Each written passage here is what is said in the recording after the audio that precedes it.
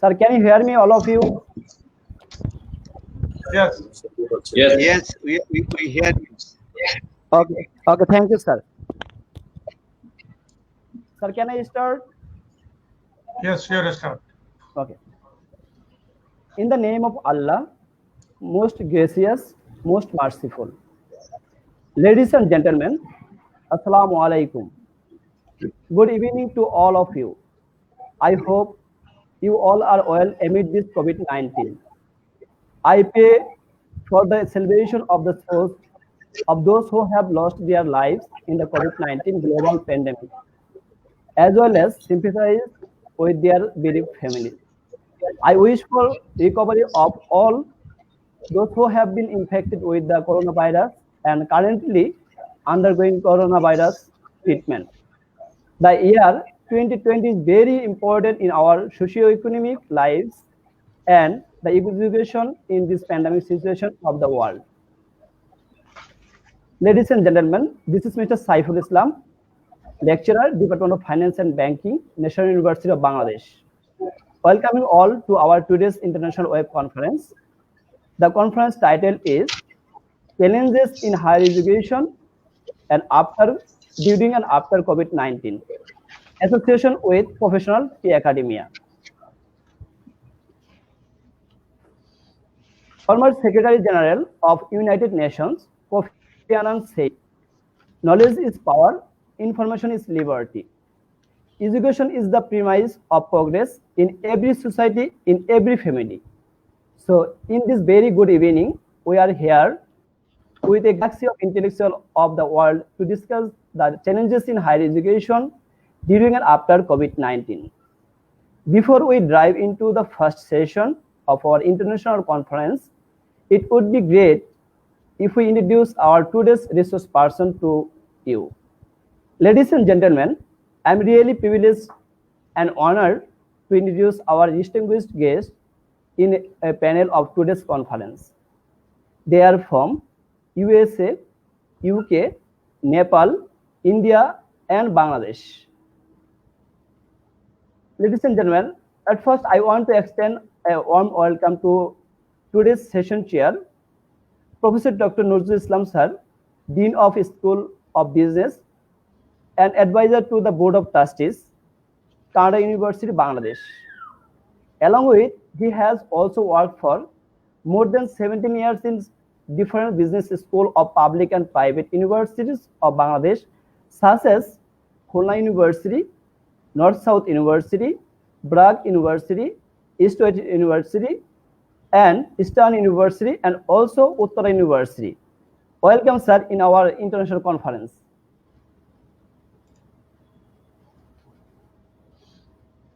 Now, my heartiest welcome to our resource person, Dr. Sabur Khan.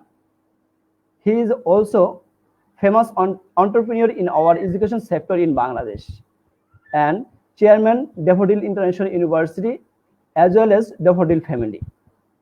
Along with, he has also director World IT and Service Alliance WITSA and chairman Global Trade Committee WITSA. Honorary of Fellowship, Said Business School, Oxford, a guest professor, Cheng Chon University of Finance and Economics in China. Former President, Dhaka Chamber of Commerce and Industry, BCCI, as well as Bangladesh Computer Samiti, BCS. Welcome, sir, to our international conference.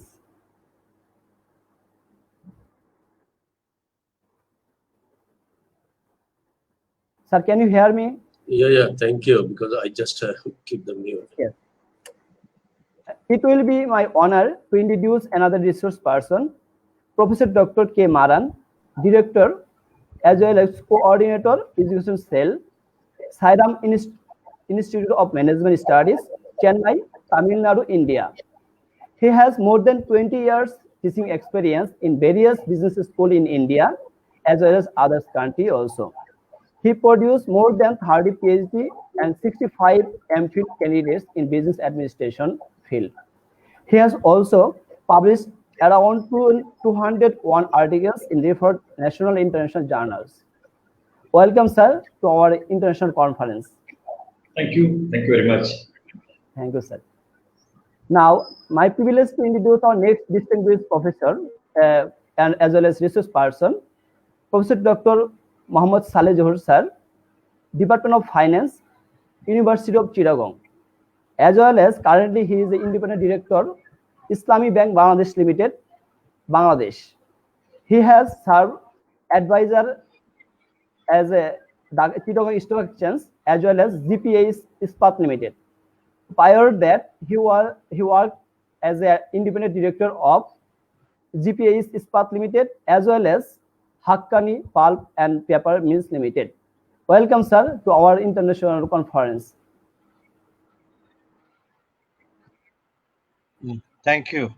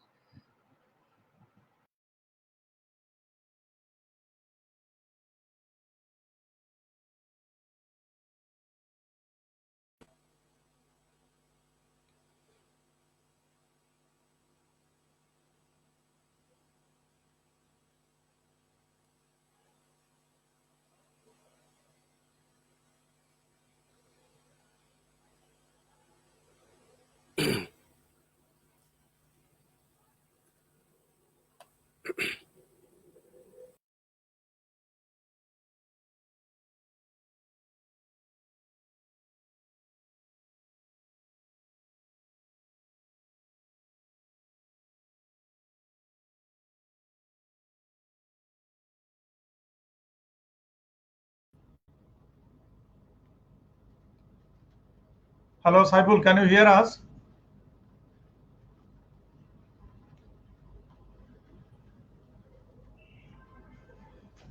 Dear professors, are you hearing us? I think Saibul has got problem in connection.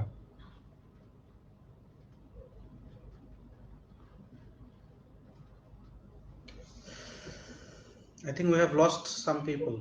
Saibul, right. Then we can continue. Can I continue?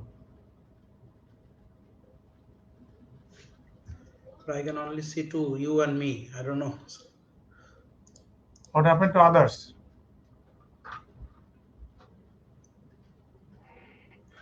Hello?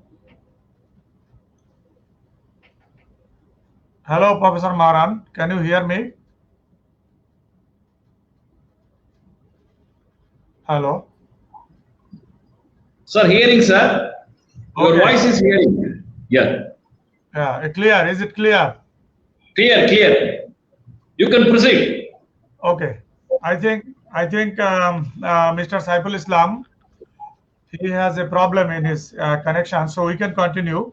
So Sir, he introduced. Sir, already I have solved this problem because I solved some internet corrupt. Quickly to introduce. Okay, sir. Okay, sir. Yeah. Thank you, sir. Thank you, sir. Sir. Sir, how much I have completed up to Arhan? Yeah. Sir, Arhan, sir. Sir. Sir. Yes. Okay. Thank you, sir. Saiful, can you hear me? Yes, sir. Sure, This sir. is Arhan. Okay. All Okay, right. thank Please you, go ahead. Thank you, sir. Okay, sir. Earlier, Now- we lost your connection. Yes, sir. Some Okay. problem behind this network. Okay. Okay. Thank you, sir. Thank you, sir.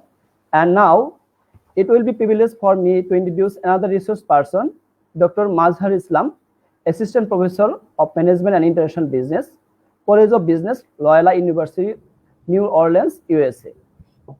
Welcome, sir, in our session. Hi, thank you. Saiful, Now is our Saiful, I think privilege. he's introduced Yes, Professor Arpit. I think that password missed, so you might like to introduce him again. The professor from Nepal. Oh, sure, sir. Sure. This, sir, sure. So already I have done, but in the meantime, I have lost in my internet connection. That's right. Okay, sir. Again, sir. Thank you, sir. Our distinguished research person, Professor Dr. Arhan Sofit, Faculty of Management and Law, Nepal Open University, Nepal. Earlier, he has taught a Faculty of Management and Tribhuvan University more than 8 years, and as well as he is a local expert of GTI Limited. Welcome, sir, in our international session.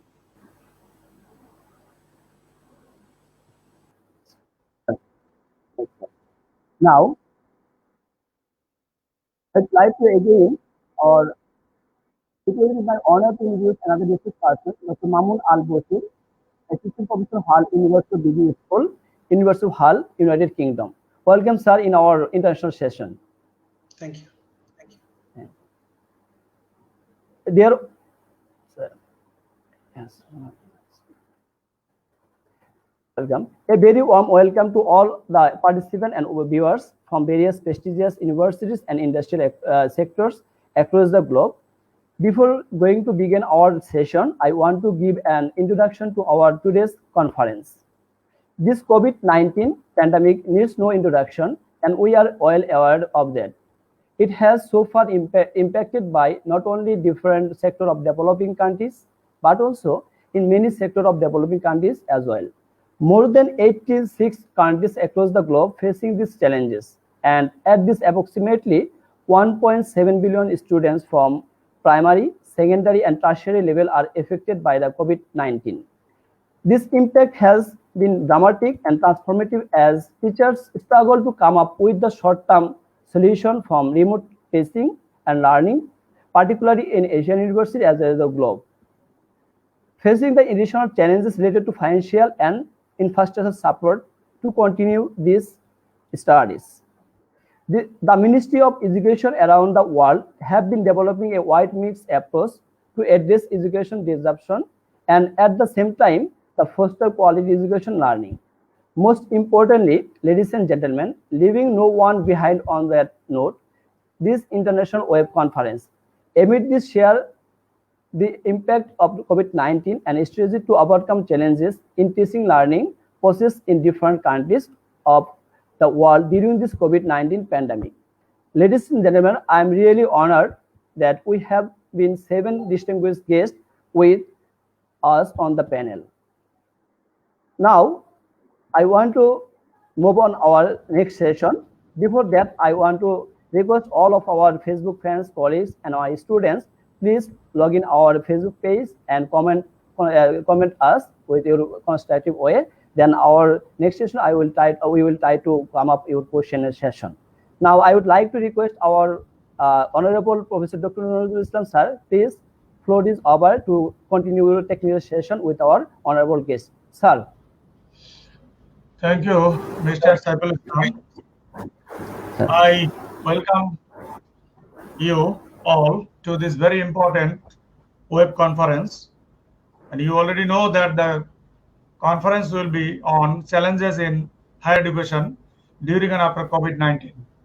So I am going to start with the very resource person, a very high and distinguished resource person, Dr. M.D. Sabur Khan, who is right now the chairman of Daffodil International University and also Daffodil family, and also famous educational entrepreneur of Bangladesh. I would like to request Dr. M.D. Sabur Khan to say something about the challenges in higher education during and after COVID-19 in Bangladesh. Professor Dr. Sabur Khan.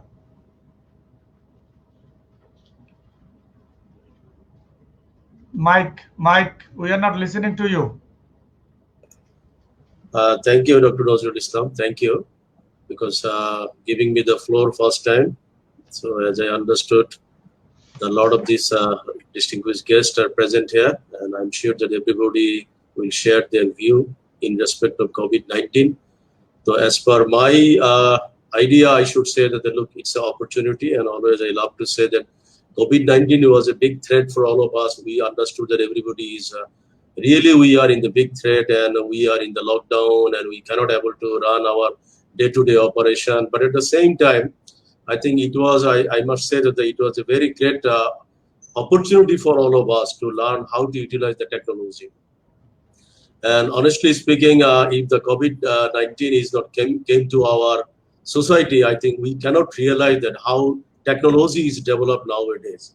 And even that, I must say that in respect of our university, almost more than 12 years, we are trying to implement the technology, just teaching technology, because you know that nowadays students need to get the real interaction through the technology, but somehow our teacher was not willing to accept the technology.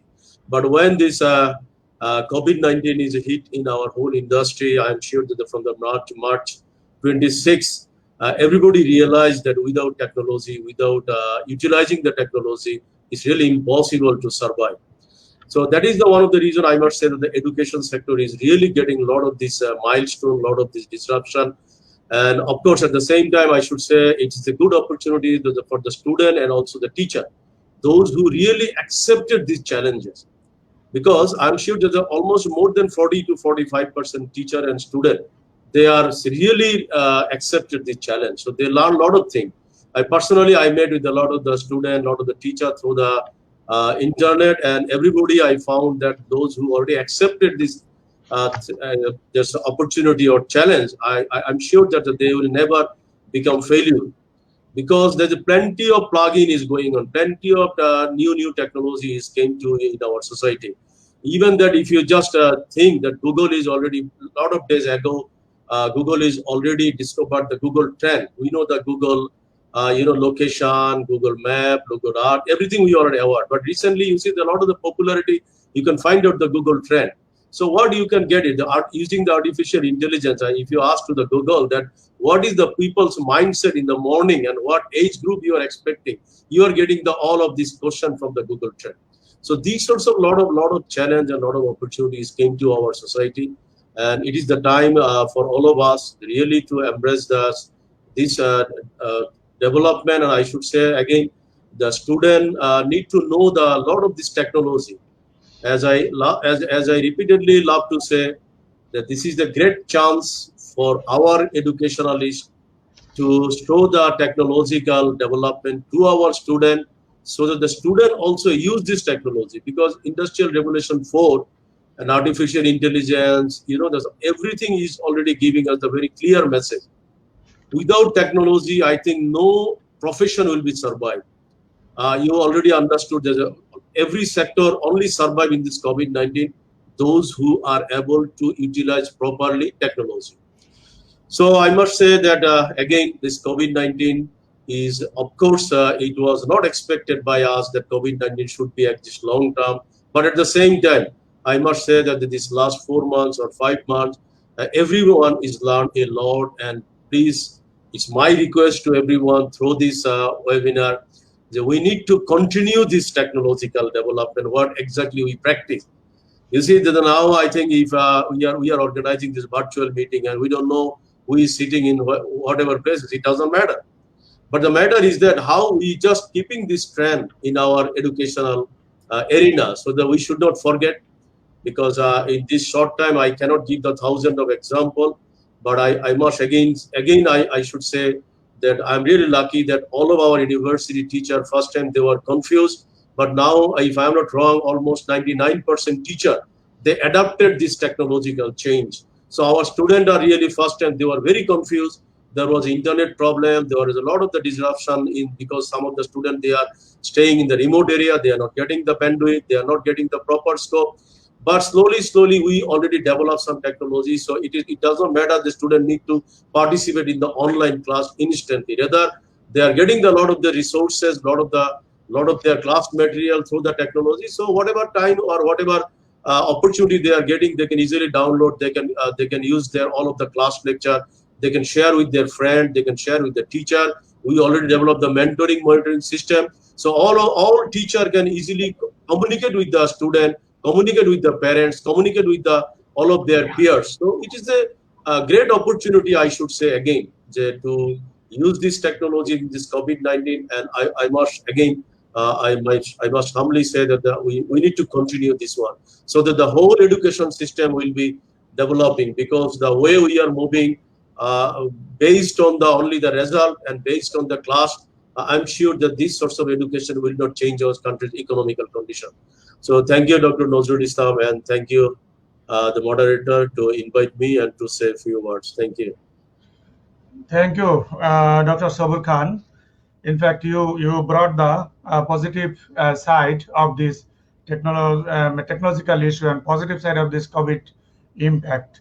And it is true that from the beginning, our faculty members and students, they were not receptive of this of the use of ICT in teaching learning process. But after some time, in last 3 or 4 months, now it is accepting by our teaching community and becoming important. So usually, if there is any problem, there is any solution too. So in this pandemic, it is a problem and it is a threat, it is a challenge. But at the same time, you correctly mentioned that it also opened an opportunity for us to learn to use the latest information and communication technology in our higher education, in our teaching learning process at the university level.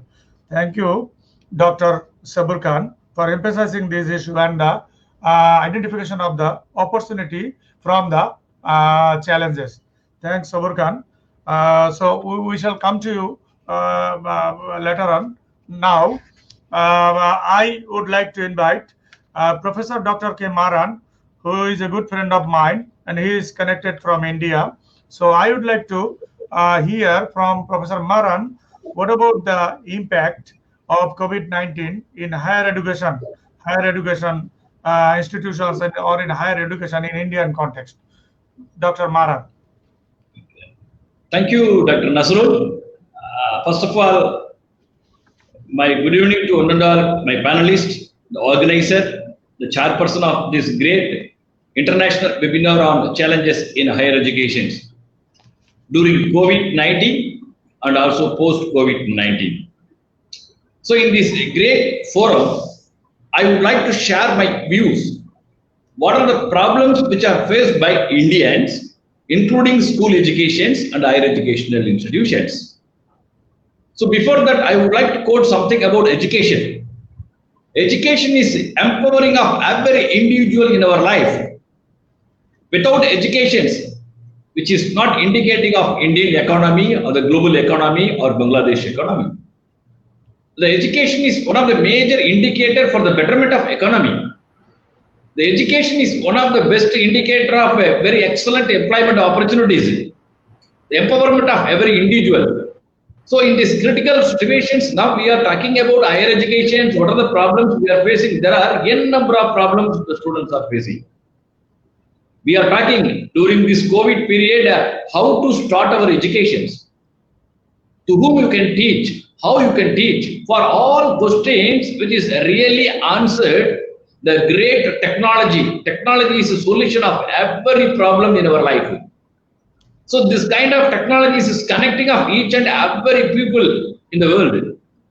So with this technology, what we are doing in India, the Ministry of Higher Education, during this pandemic period, there are n number of issues in network, infrastructure development, institutional development. Moreover, the student's mindset is very, very important. So in these critical situations, the Government of India, Ministry of HRD, insisting all the institutions, you need to teach through that online system. So many platforms which are there. Even right from the schooling, still higher educations, people are teaching. But at the same time, even this COVID period or the post-COVID period, what are the problems we are facing? Our economy is good. Employment also good. Still, we need to improve in our higher educations. So in these great occasions, I need to share some of area, the teaching and learning process, very, very important. Even in our digital teaching methodology, more than 120 methods which are available. So which method I need to use? So I need to strengthen my faculty quality in terms of technological enhancement. The technological enhancement is very, very important of every teachers. You could teach my engineering, technology, science teachers, where in this case of commerce, business, social science, humanities, or your language teachers, which is really very difficult to implement such kind of digital learning system, the digital teaching systems, online teaching systems. This is one of the biggest challenge. Not only in India, I hope, everywhere the problem is always there. So at the same time, the second aspect, the student aspect, the student's mindset is very, very important. The student's mindset, what they are doing, where in this case of developed country or the students, those who are pursuing higher educations in national universities, Singapore, or in nanotechnology, Harvard universities, their system something different. The way of development something different.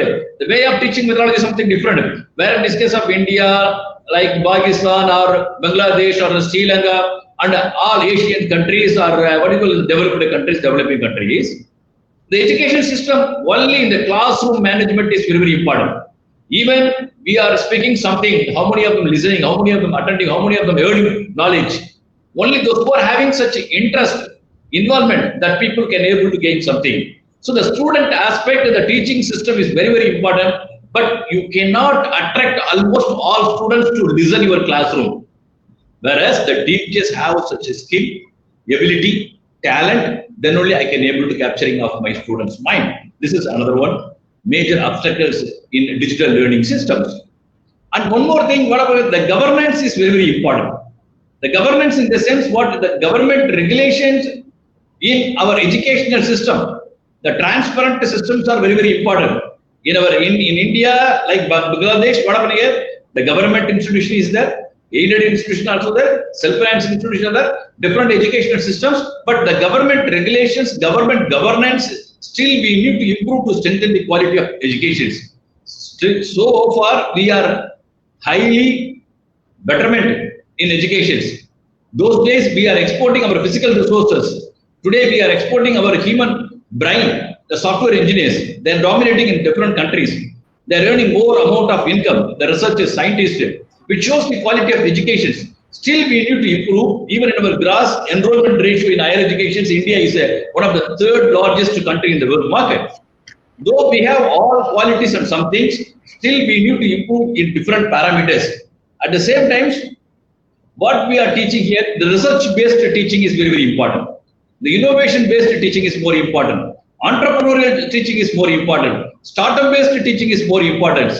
When you are given this kind of importance to my students, where you are teaching to students, even if you are teaching for commerce or the management or the economics or what do you call it, the literatures or the engineering and science technologies, everything's entrepreneurial oriented is very, very important. Now the government of India for the past 1 decade, they are initiating n number of activities for the betterment of students through the Ministry of HRD, Institutional Innovation Center, Institution of Entrepreneurship. Still they are focusing more and more, but those who are following their regulations, those who are following the systems, now they are maintaining such a great quality in their institution.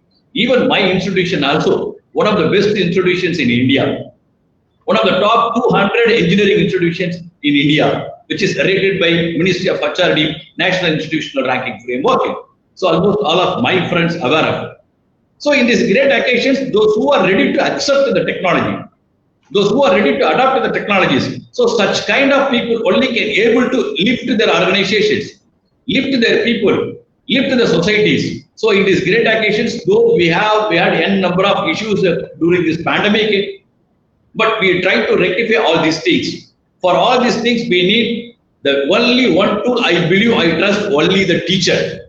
As a teacher, when you believe yourself, when you are strengthening your quality, shaping your quality, then you can able to molding up my students, shaping up my students, preparing students for the community in different dimensions. So in these great occasions, my grateful thank Dr. Nazrul has given a wonderful opportunity to sharing some of rich experience or small experience with rich peoples. Thank you, sir. Thank you, Professor Maran, for connecting this very important conference and sharing your valuable thoughts and the impact of COVID-19 in Indian context. You are very right that technology is the solution of every problem in our life. So we shall have to use this technology. We shall have to use this information and communication technology to solve all kinds of problems, including the COVID-19 generated problems. You have also mentioned in your lecture that the main obstacle in this teaching learning process is digital grading system. You are very correct, because we are not used to grade our students digitally. Therefore, a kind of faith and also belief is absent there. Therefore, I guess it will take some time to establish belief and to establish acceptance among the faculty members, among the students, guardians, and the other stakeholders, and these obstacles will be overcome very soon as we are exercising this. You have also mentioned that this overcoming these obstacles, the main and prime effort is to be connected to strengthen the quality of our teachers, quality in use of technology. So we shall have to improve the teaching quality. We shall have to improve the quality of teaching. That means faculty training program. Indirectly, you mentioned that we shall have to conduct so that we can enhance and we can improve and develop the teaching learning process even in this digital system, and when it will be accepted by the all stakeholders of this industry. Thanks, Professor Maran. Now, I would like to request another distinguished professor, Professor Dr. Muhammad Saleh Zahoor. And I am sure that Saleh Zahoor is going to talk about the Bangladesh context and impact of COVID-19 on higher education industry in Bangladesh. Professor Saleh Zahoor. Thank you, sir. Thank you, Professor Dr. Nazrul Islam, for giving me an opportunity to talk. So I'm just going to share screen.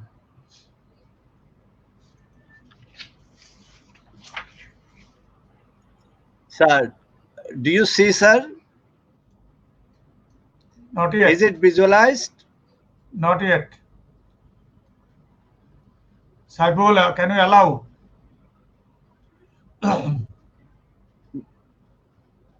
Not yet?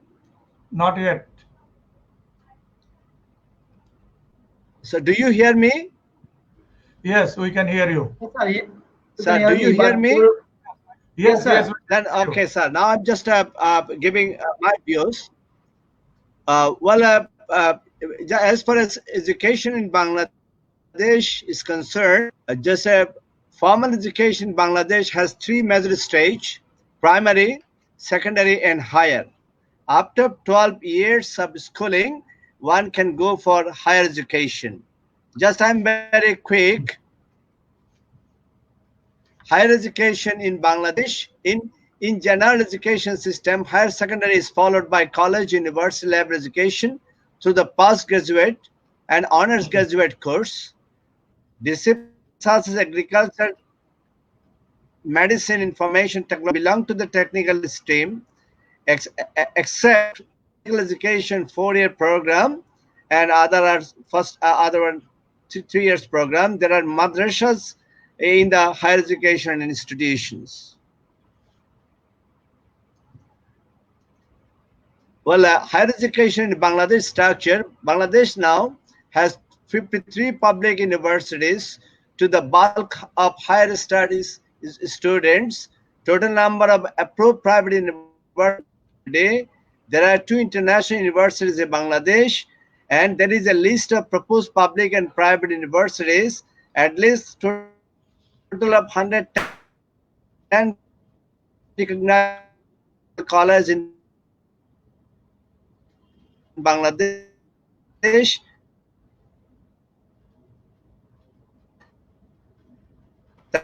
36%, 36 of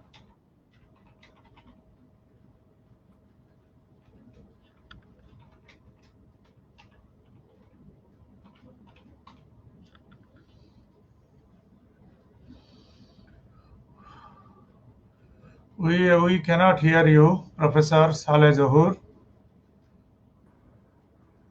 Maybe internet disruption. I think his mic is disturbing.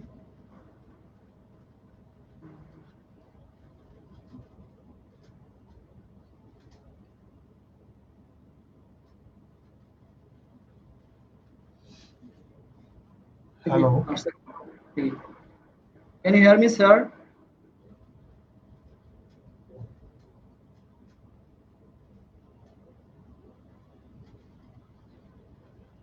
Hello, Professor Zahur.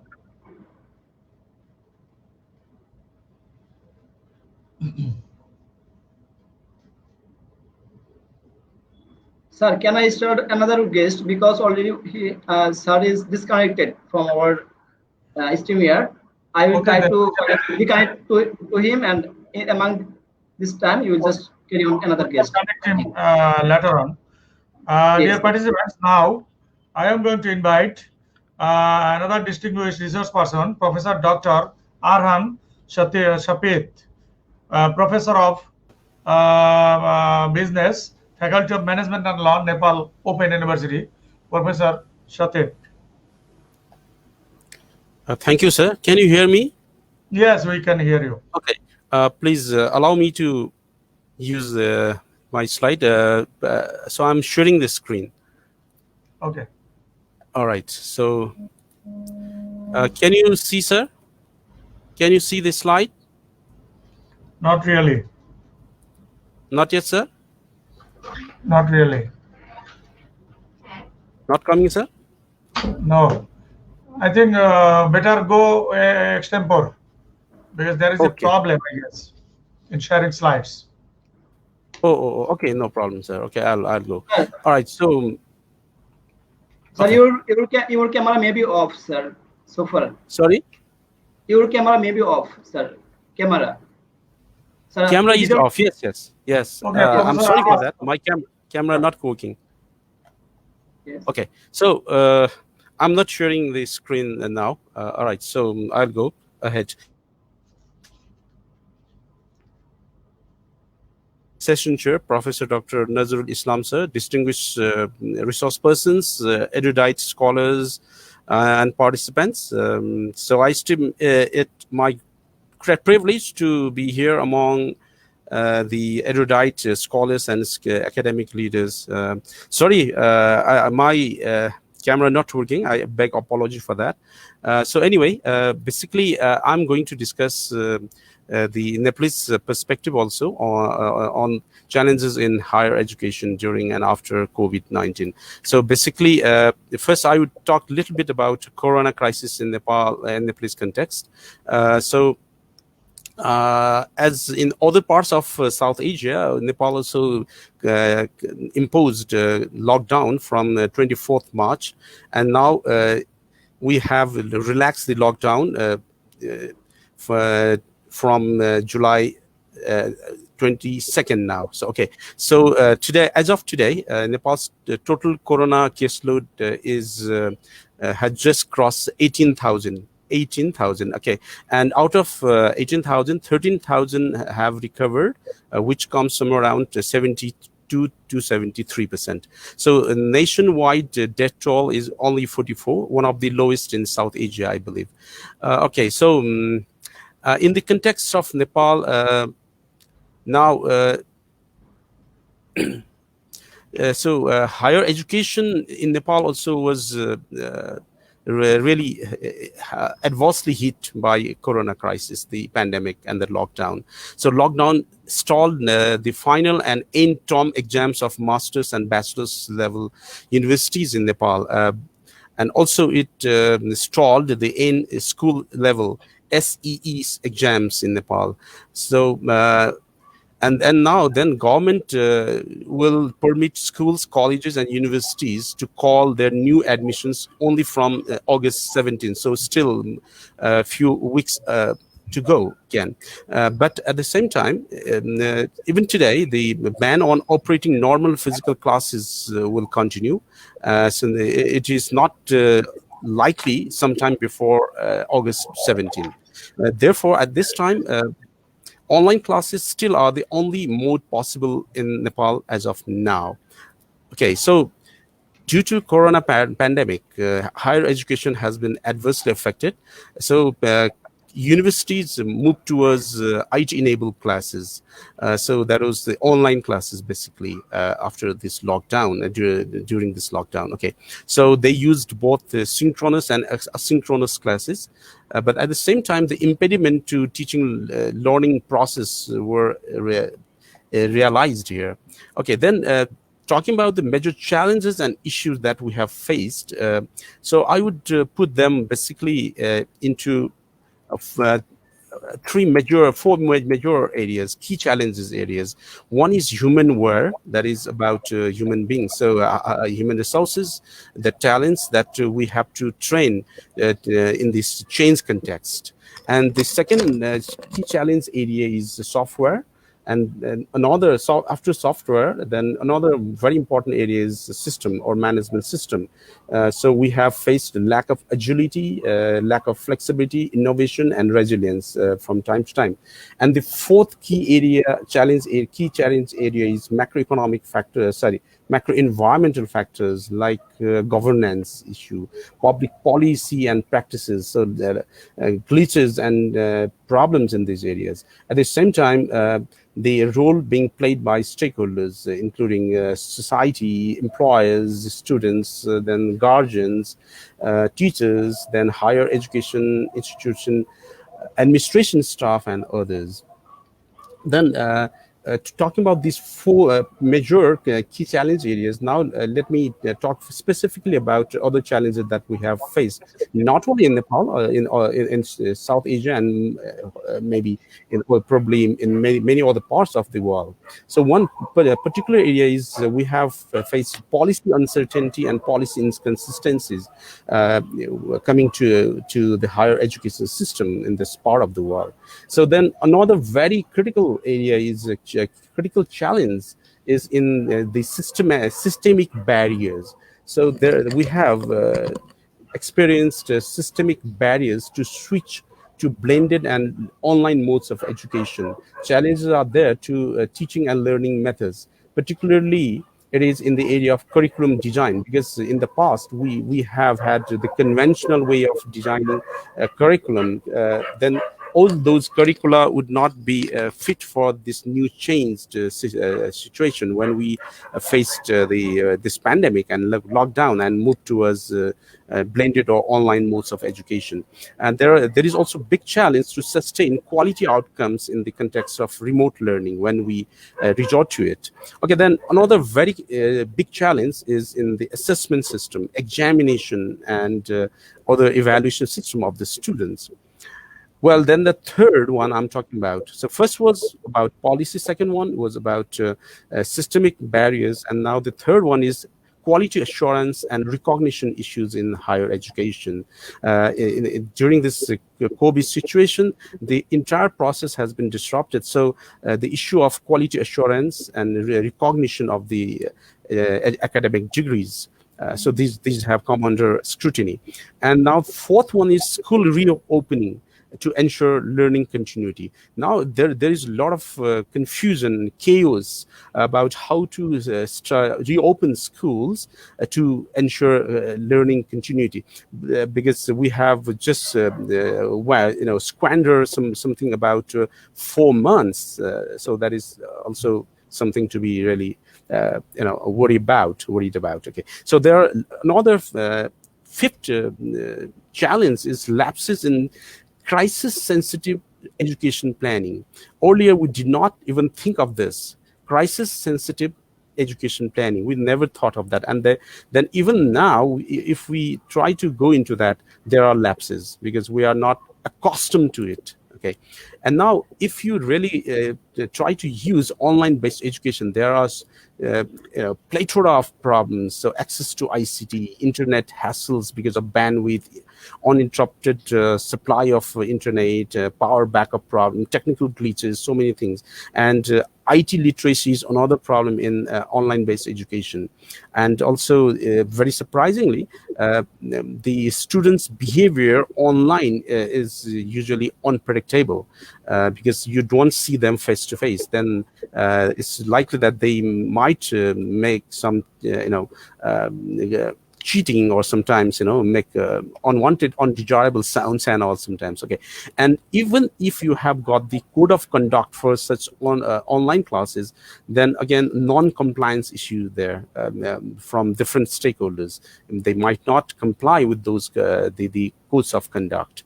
And also management of attendance is another big challenge in online education. And then hardship in follow-up, particularly for assignment and all, that is also a big challenge. Now the point here is the way forward. Now I'm talking briefly about the way forward, what we should do now. So first of all, I would like to emphasize on the adoption of crisis-sensitive educational planning.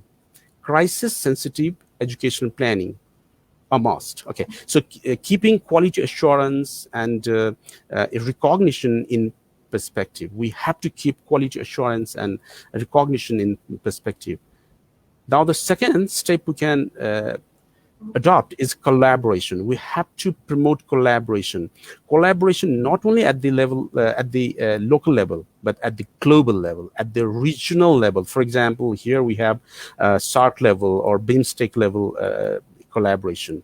We can also have national level collaboration, and also international collaboration within the higher education institutions in Nepal, in your country. And it's very important that you develop the effective policy formulation and implementation mechanism for that. And then the third one is discussion and cooperation with all the stakeholders. So orientation or development programs for all stakeholders, teachers, more importantly, teachers, then students, parents and guardians, particularly they really need orientation in this change context, okay? And then education administrators, the higher education institution heads and all, and then society, all should be orientated towards it. And now the next suggestion or strategy I would like to put it here is the customization and contextualization of courses, syllabi, or even our lesson plans, because the whole situation has changed now. Okay, then also in terms of content, now we have to develop the new syllabi and all those things. Okay, even lesson plans, everything. So then next one is like promotion of access to relevant technology, like ICT technology. Okay, ICT. Or use of artificial intelligence and all. And more importantly, I see another very important strategy would be like engagement of both the teachers and students in the teaching learning process, because the whole thing has changed. So we cannot afford the lapses now. Therefore, we have to work together. So engagement of both the teachers, students, very important. And then, okay, creation of a supportive learning environment. We have to manage a blended mode of learning, including both online mode, classroom, face-to-face learning mode and all. So formulation and implementation of a code of conduct is very important for that. And backup of policy and technical support is also very important to create the supportive learning environment. And more importantly, the positive attitude of all the stakeholders, equally important. And finally, mechanism to provide ongoing feedback should be there. So having said this much, I would like to conclude my point here. And if one door closes, many other doors will open. So this is what I believe. Thank you very much. So over to Professor Nazrul, sir. Yeah, thank you, Professor Arhan. You have identified correctly and rightly that the problems are concerned with human, concerned with software, concerned with the system, management system. And basically, these all can be focused towards as the systematic barriers, because we have switched from in-person education system to digital education system. Our all curriculums are not fitting with this system of teaching learning process. Our assessment system again was not ready. Digitally, we are not ready to assess our students. That means we actually we are not ready to face this kind of crisis and this kind of sensitive education system to adapt before. However, in Bangladesh, there are few universities who are ready to adapt this ICT-based teaching learning process in specifically, especially in private university, such as Daffodil International University. I know they were ready at least before 1 year to switch or how to face this crisis. They are ready, and of course, my university, Canadian University, although it is a new university, but it was also ready to face this kind of crisis, which will occur very soon. So thanks, Professor Arhan, for identifying and explaining the Nepal context regarding the impact of COVID-19 on higher education in Nepal. Thanks, Professor Arhan. Now I would like to invite Professors Dr. Mohammad Saleh Zohar again.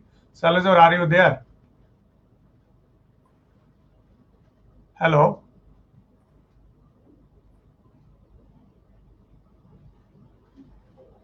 Saleh Zohar, are you there? Can you hear me? I think he has a connection problem. Okay, let us switch to another speaker.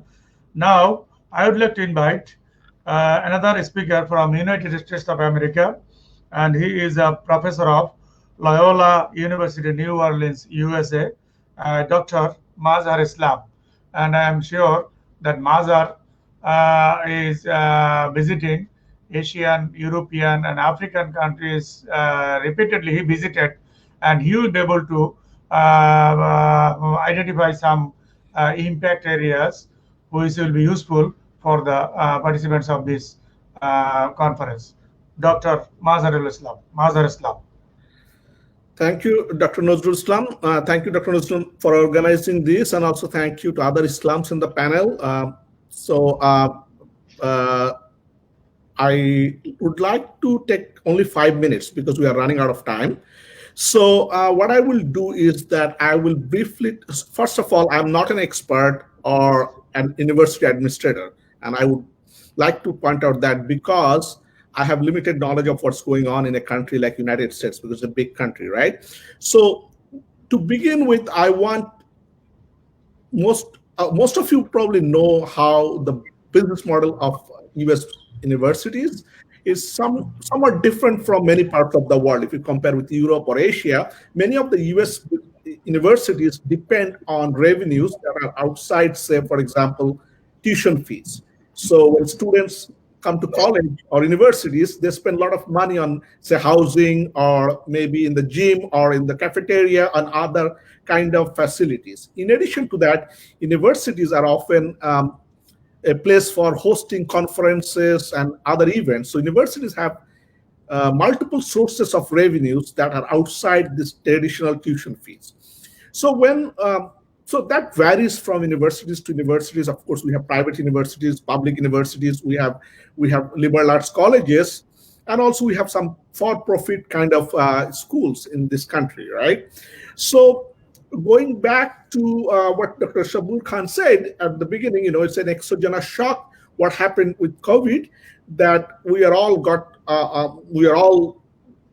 caught into this sudden once in a century kind of event that nobody was prepared, right? So what I would say next few minutes is how these universities are prepared for the fall semester.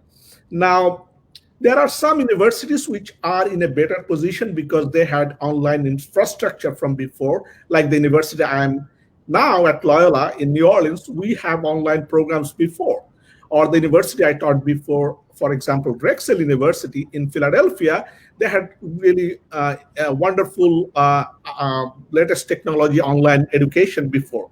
So for them, it was not, for these universities, it's relatively easier. However, for schools like Tulane, which is also in New Orleans, I used to be a faculty there, it's much harder because they have they did not have many online programs. They started into this online digital format in recent years.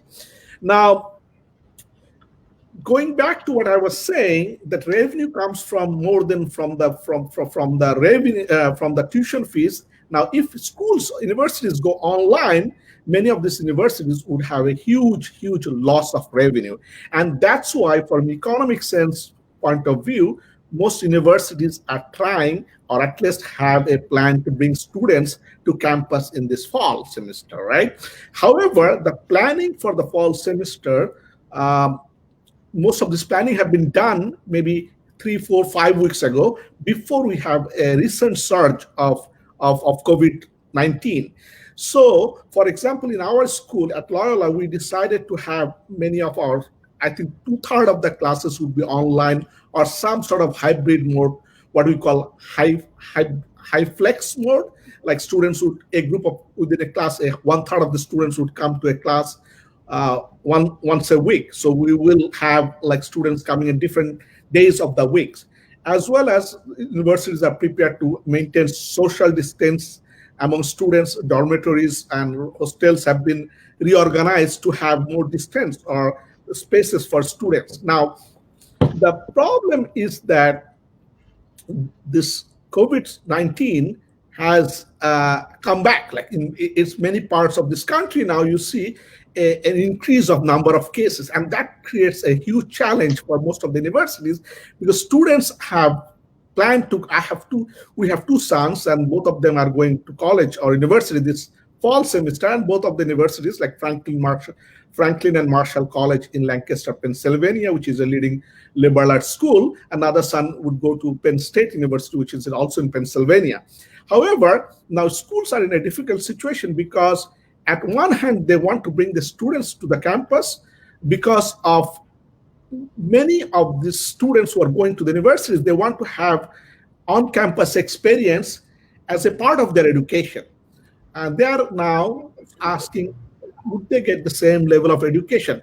I have taught online for many years using Zoom. I have used other platforms to use online, and I think that in most cases, I'm a business school professor, we can teach online as effectively as I would teach in a in-class session. In fact, in fall, my 3 classes, 2 of the classes will be synchronous. That means I'll be teaching online using Zoom, like right now, what we're doing here.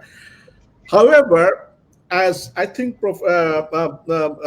Dr. Moran said, in some of the fields, like biology, or it could be chemistry, right? When labs are involved, I was an engineering student.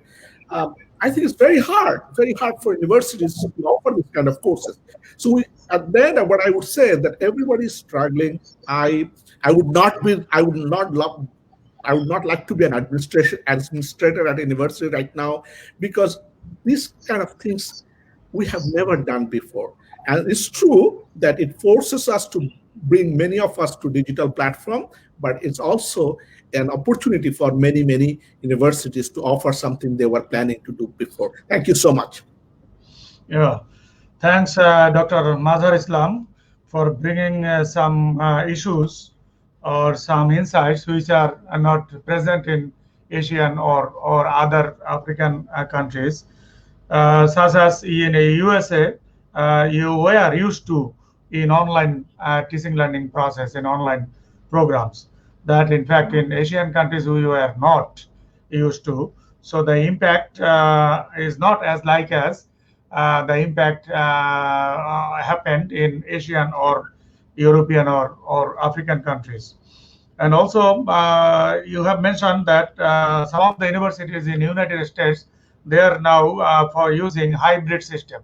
That means part of the classes are taking in person, and part of the classes, some of the classes are taken online. But in Asian country, I think it is almost closed. Every institute is closed. The hybrid system is not followed, not using in these Asian or African countries.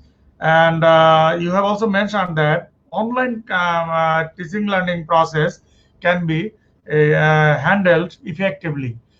Perhaps the faculty members and the users of ICT, latest information communication technology, they got trained to evaluate the answer scripts or the evaluation system of the students, and also the use of information and communication technology in this online teaching learning method. So, Doctor, and of course, there is a financial impact in, especially in private institutes or universities, because foreign universities, foreign students are unable to move. Mobility has been reduced substantially after this COVID-19 impact. And statistics shows a survey has been conducted by International Association of Universities, and they identified that in 89% international students are unable to move from other countries for higher education.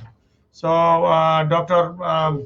Mazhar, thank you very much for sharing your experience in United States with the participants and with the stakeholders of this very important education sector.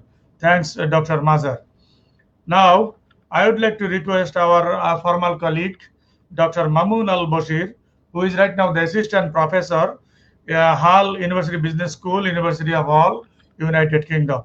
Dr. Mamoon, if you please share something about the context of United Kingdom, what actually happened or going to happen during and after this COVID-19 in education sector, higher education sector of United Kingdom. Dr. Mamoon. Thank you, sir. I'm trying to share my screen. Is it shared?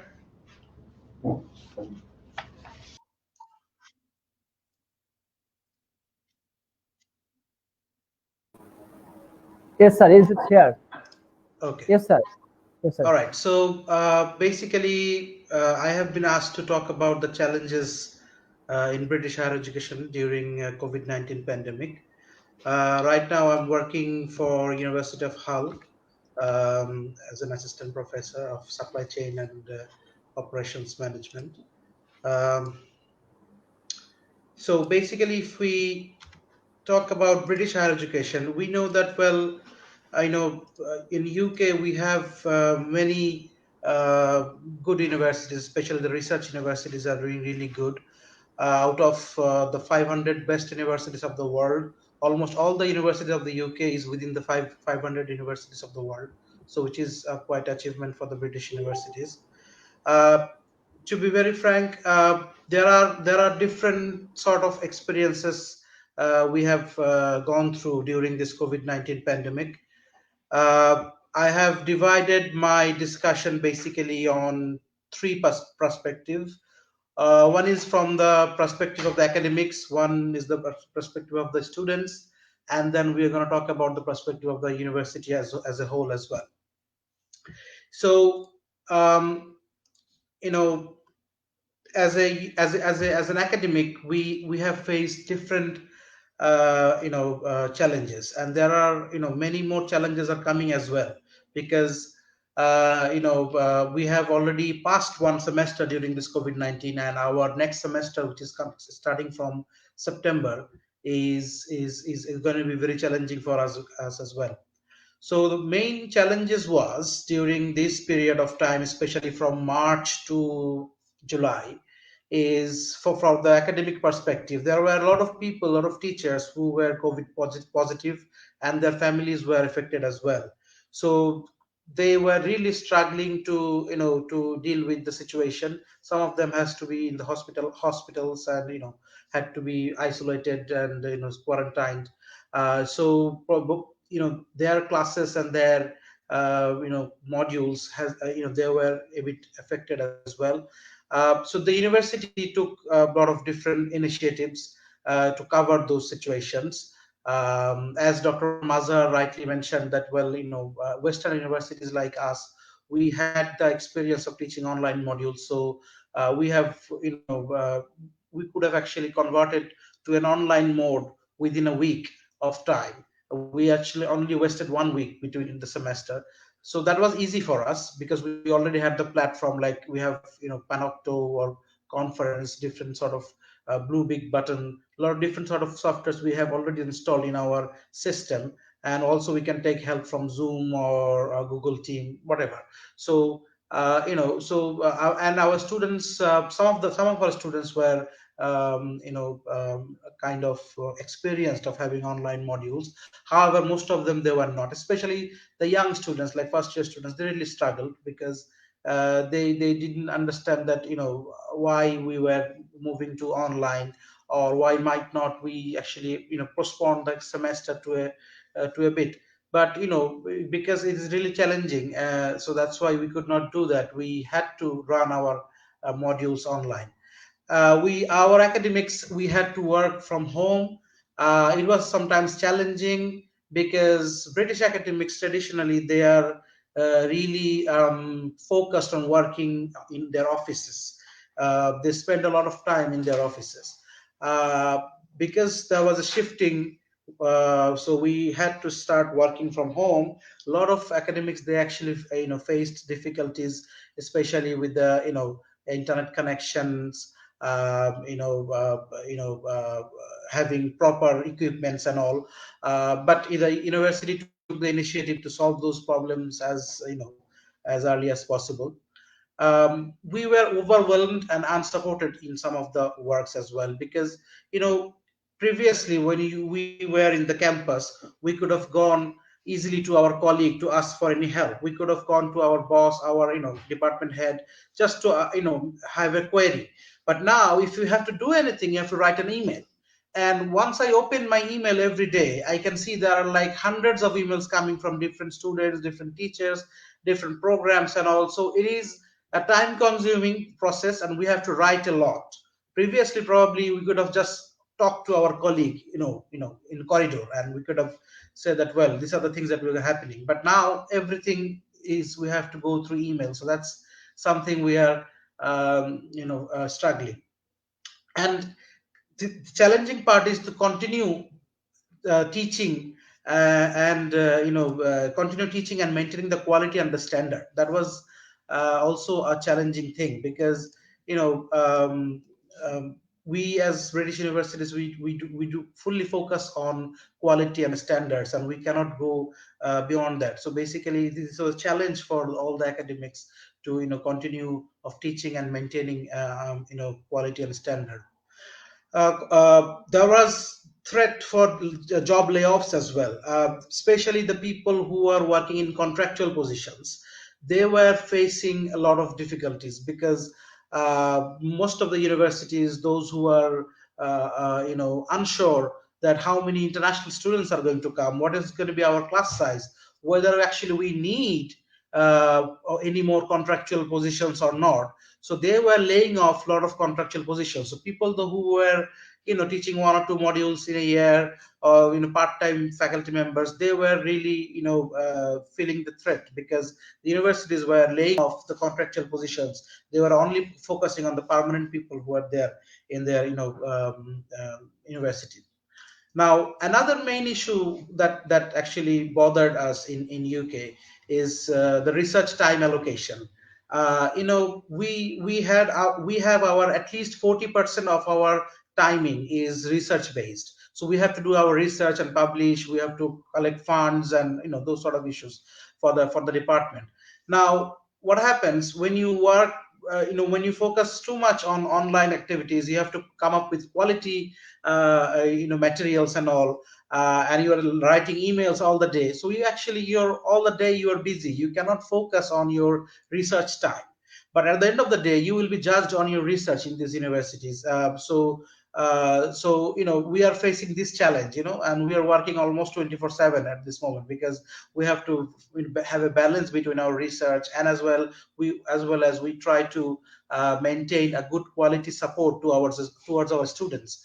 So that's the really challenging part for us, because we don't know what is going to happen in future. We are focusing on day-to-day basis, and planning and preparing on the basis of that.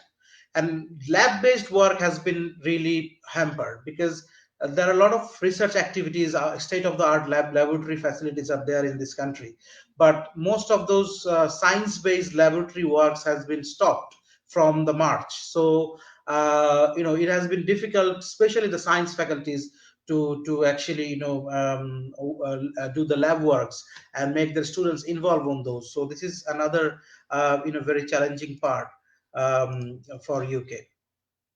And next thing that I'm going to focus on the students.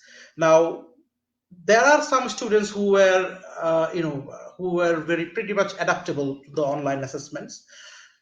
UK, we have an advantage here, is that because there are a lot of modules we have actually focused on assignments. So even some of the modules we have is 100% assignment based. Some of the modules we have like shared, like assignments and exams, those sort of things.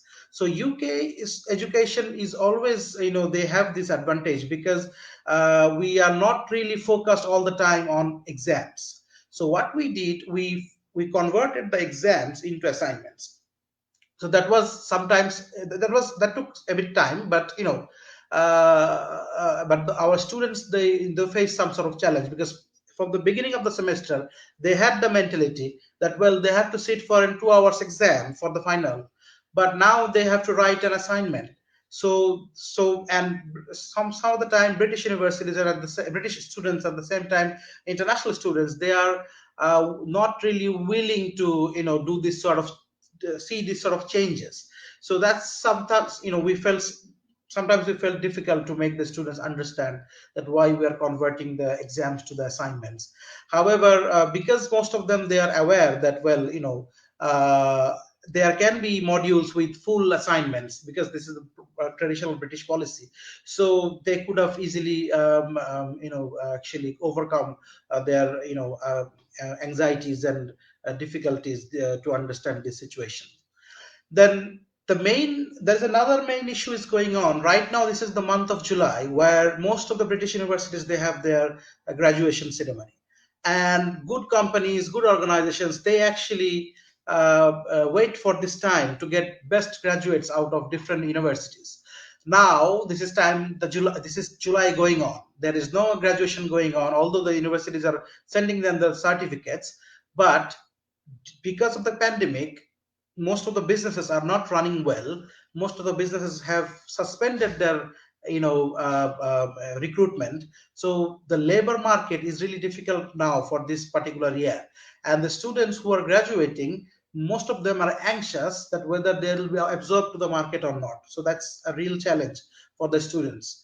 And on top of that, students are suffering from health problems. For example, if you sit into the computer for a long time, you have mental health issues, eyesight issues, a lot of things. Students are, also designated.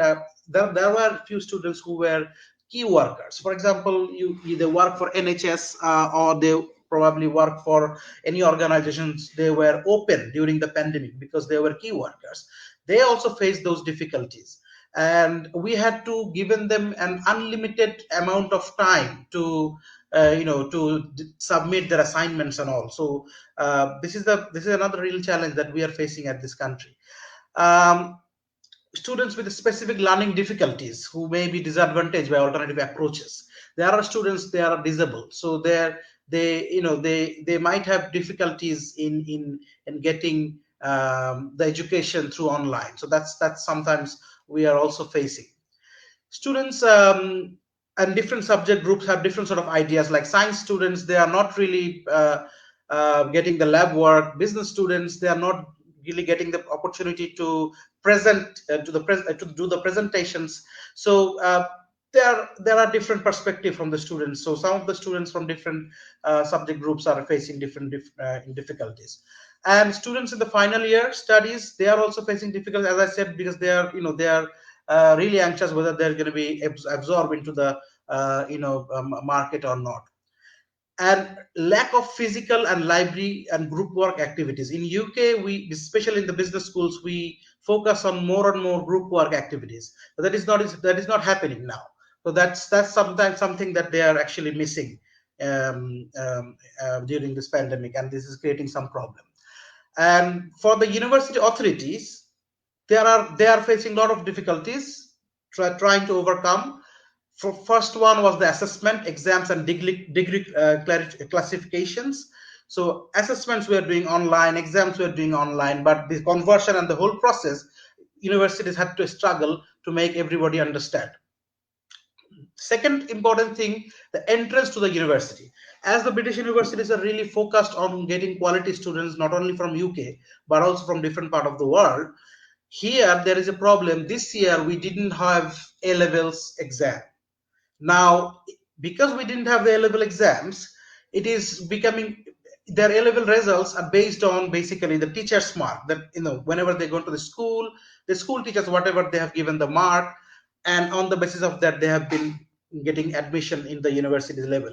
However, there has been a big talk here in the UK that, well, if there was an A-level exam, probably there would have been always better, because now we cannot really understand that, well, because it has been an inflated grade for the students, and it is really difficult sometimes to understand which is a better student compared to others. So this is something that we are facing a big challenge. And then another big issue is that with overseas students, like whether the overseas students are coming next year or not. There are overwhelming students, they want to join British universities, especially in the September session. But because of this pandemic, probably, you don't know, probably there'll be very less number of students. A lot of students, a lot of universities like us, we have also moved our master's programs. We have September session as well, and we are also focusing on the January session. For the first time in the history of the British red brick universities, we are doing this. There are few teaching universities, they have January sessions, but all the research-based red brick universities, we focus only on September session. Now, because of this pandemic, for the first time, we have both the sessions. We have September session, and we also have the January session for the master, especially for the master's program, so that we can attract more and more international students. There are few universities who are really Chinese student dependent. For example, there are universities like Sussex, Essex, a lot of good universities, even University of Manchester, they get a lot of Chinese students from China. And now there's a big question, because there is a political situation going on between UK and China regarding Hong Kong. So I don't know, this is going to be difficult, that with how many students are coming from China to study in the United Kingdom. Universities are also facing difficulties. They want to open their classes, physical classes, accommodation facilities, but we have to also maintain the government's rule, social distancing measurement.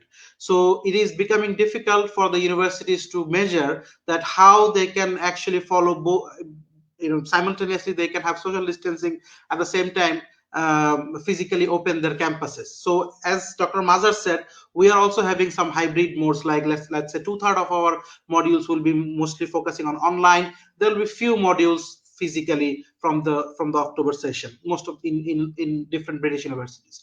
Accommodations are the same. We are trying to maintain social distancing in the accommodation. The budget deficit is a problem. British universities are now focusing on new business models, because although most of the British universities are public universities, but they have a business model. It's not that government is paying money and universities are spending. It's not like that. It's public university, it's public's money. There is a business model for that, and all the universities, they run their operations with the money generated from the university. So they are trying to develop new models which can adapt with this sort of pandemic situation, if that is coming, anything is coming in nearby. Partnerships, we have in University Hall, we have partnership programs in different parts of the world, in Europe, in Asian countries. Those partnership programs are being affected because our faculty members are not being able to fly there, and those are happening online, and a lot of miscommunications are happening. So these programs are really being hampered as well. And because we are public university, we have to depend on government decisions. So a lot of things we cannot do of our own, because we have to focus on the government decision. Finally, just to finish, the opportunities that we found during this COVID-19 is that there are a lot of state-of-art researches going on in the UK regarding COVID-19, especially the vaccine invention. You know that University of Oxford has already invented one vaccine, and also Imperial College London, they are really in the second stage. Oxford is already doing the third stage. So they have invented, a lot of British universities, they were involved in inventing vaccine. At the same time, they were involved in producing 3D masks by using 3D printers, face shields, and so many other emergency items, which has been supplied to the NHS. So universities has actually contributed a lot in this pandemic to support the local community in this country. There are a lot of COVID-19 research are going on the social science, on the supply chain management, businesses areas, because we are getting a lot of grants from government, so that to understand the COVID-19 situation. So and of course, at the end, what we have understood that during this COVID-19, we actually produce better quality teaching materials compared to what we used to do physically, because our teaching materials are now very much interactive, has much more description, so that students, they can understand easily while sitting in the home. So COVID-19 actually, not only in the UK, we of course we face challenges, but at the same time we actually got some opportunities as well. So thank you very much to Dr. Nazrul Islam sir to giving me the opportunity to present here in this conference. Thank you, Dr. Mamoon, for identifying very specific points regarding the academia, regarding the students' point of view, and regarding the organization's point of view. And you have correctly mentioned that yes, quality of teaching and evaluation is perceptually hampering, and lab-based research work is hampered, and of course, contextual positions are under threat now. And from the students, they are infected by this disease. They are mentally somewhat sick, and sometimes it is difficult to learn online. And from organizational point of view, you have correctly mentioned that yes, university entrance problem, that means new students entrance became a problem now.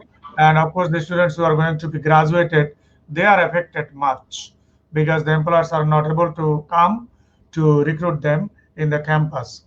So thank you very much, Dr. Mamoon, for pinpointing the very specific challenges of COVID-19 in higher educational institutions in United Kingdom.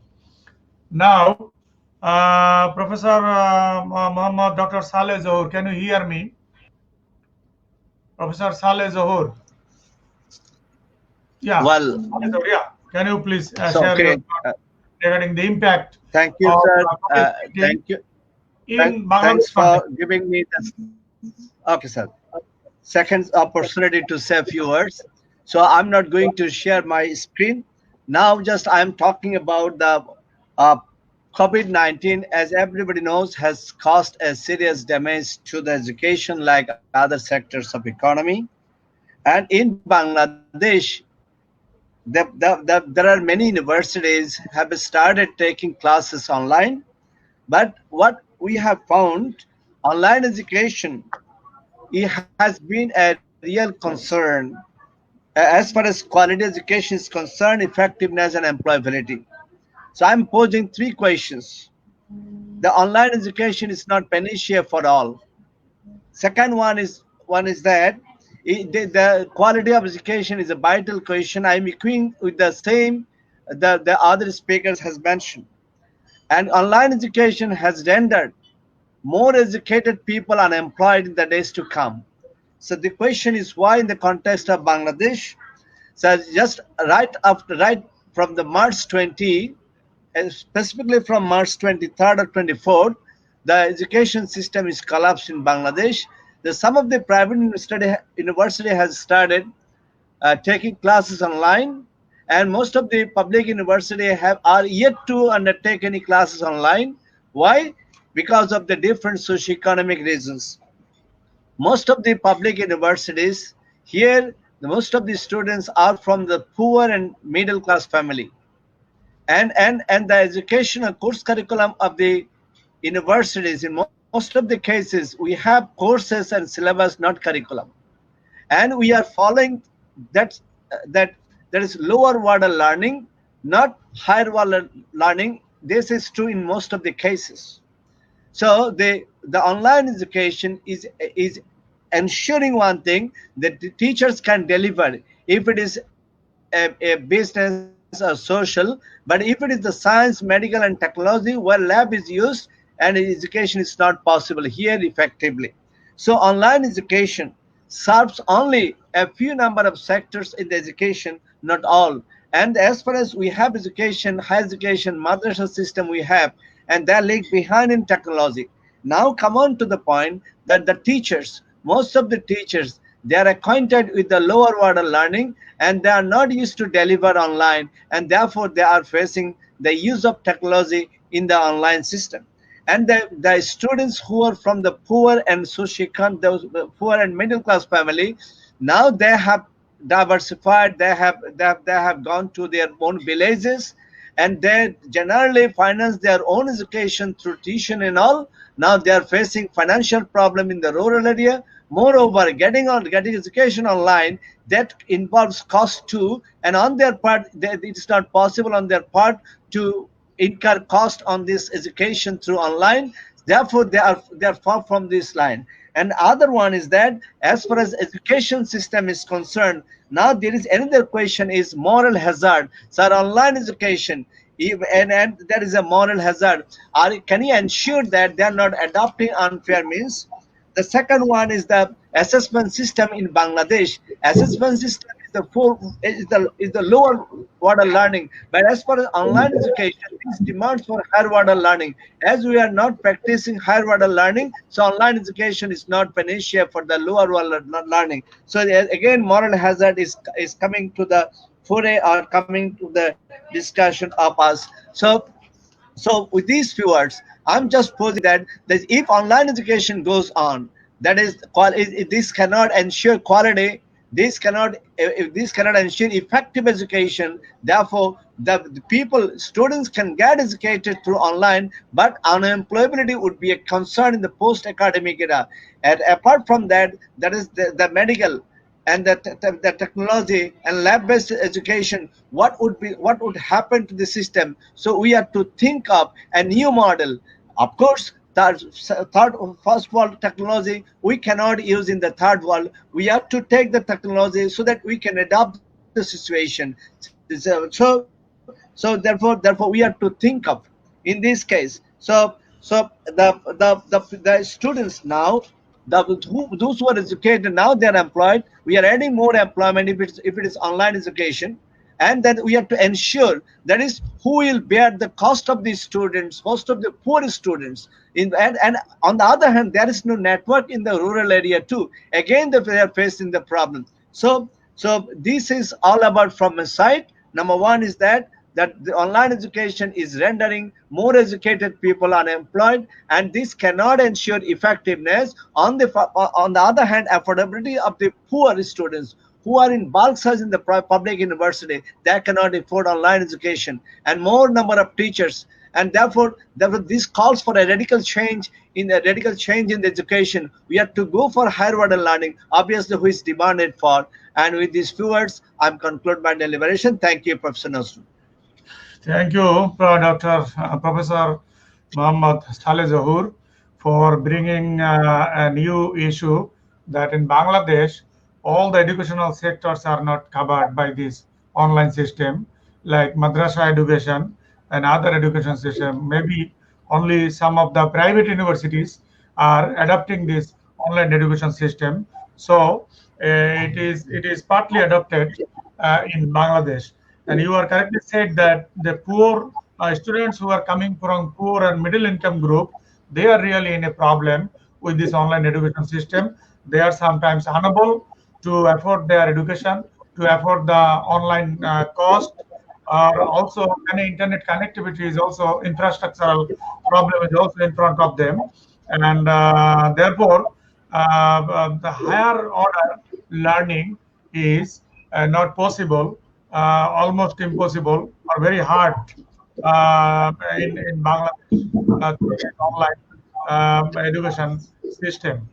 And also, you have mentioned that there is a doubt about the evaluation system or the fairness in evaluation among the students and also the guardians.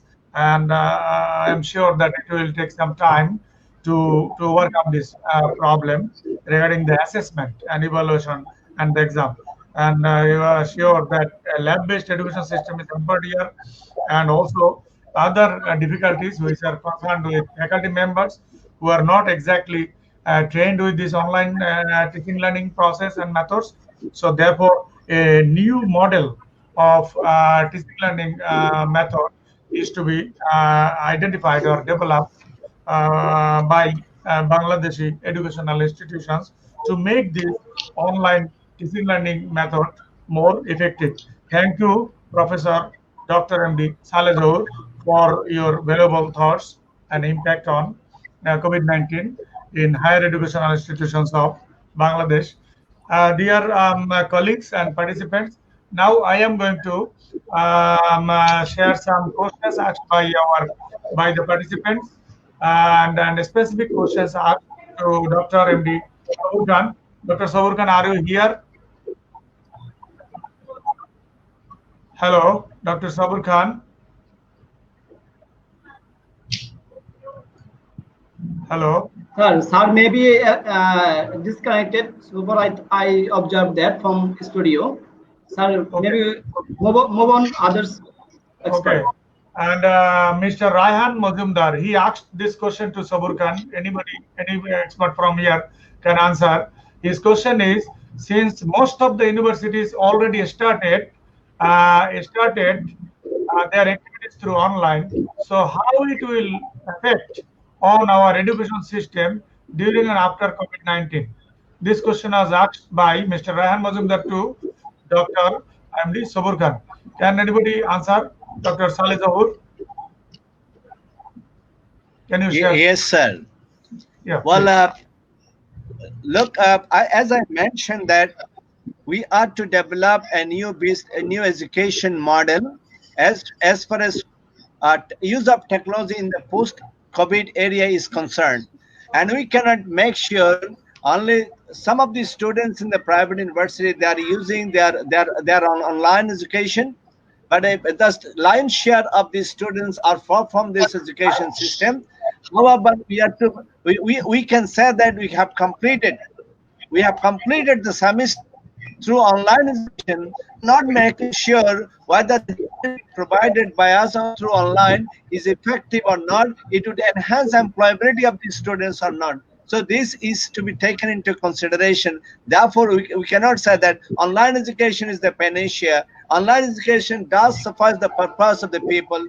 So the education system, the online education system is to be linked to the higher order learning, and only the hazard can be reduced and the quality can be increased, and the employability is going to get increased.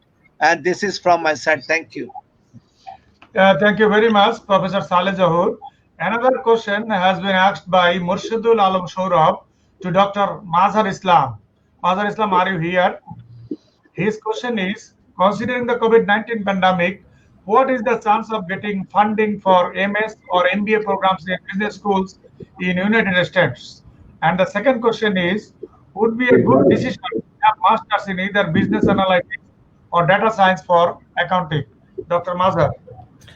Yeah, so let me address the first question first. So I think it's very difficult to say funding, because most cases in masters and MBA programs in the United States, foreign students do not receive funding. But then I have to be very careful about that. So oftentimes a better strategy would be to have money for one semester. A bit risky, but still you could come to United States with an intention to study with your own money, but have only one semester money. So you could come here for one semester money, and then you could, after coming here, you could get some job, research assistantship. So when I came to United States first time 20 plus years ago, I already had a master's, but I came with one semester money, to be honest with you. And then after the first semester, I went to every department and tried to find a job. I initially worked for the library for a couple of months, and then I managed to make sure to get a really high GPA in the first semester. And second semester, I was lucky to get an assistantship to work with a professor. He paid for my tuition fees and as well as my living expenses. So I took risk, and I think you have to take risk. So this is one way you can think about. Now, the second question you have in terms of business analytics and data science programs, as well as accounting. So business analytics, data science are really hot areas. I have students from China who came to United States to study and got a good job. But I want to warn you that because of the high demand in analytics and data science, many schools started offering this program, and you have to be careful about which school you choose to go, because there are schools that are offering these programs because there's a demand, but they may not offer you the kind of skills that you need for getting a good job. So please be mindful about that. I feel free to contact me if you want. Send me an email. My email address is on our website. If you need someone to say about programs. In terms of accounting, more established, and there is a steady flow of demand for many years now, and we see a lot of students coming from Asia. So most business analytics master's program and accounting programs both are popular among Chinese students. Accounting is a great area to come and get a job. Again, you have to be a little bit careful about the programs you choose. However, accounting, one thing advantage is there's like CPA and all those certification that kind of assures the quality. Like if you have a CPA, and then you are good to go kind of situation. Again, I would be happy to give you more advice or suggestion if you contact me through email. Thank you. Thank you, Dr. Mazhar. Now another question has been asked by Munshi Shariatullah Joel to Dr. Mamun Al-Bukir, and he wants to know from you that is the online education system sacrificing the quality of real learning of graduates, and to what extent to your UK university? Dr. Mamun.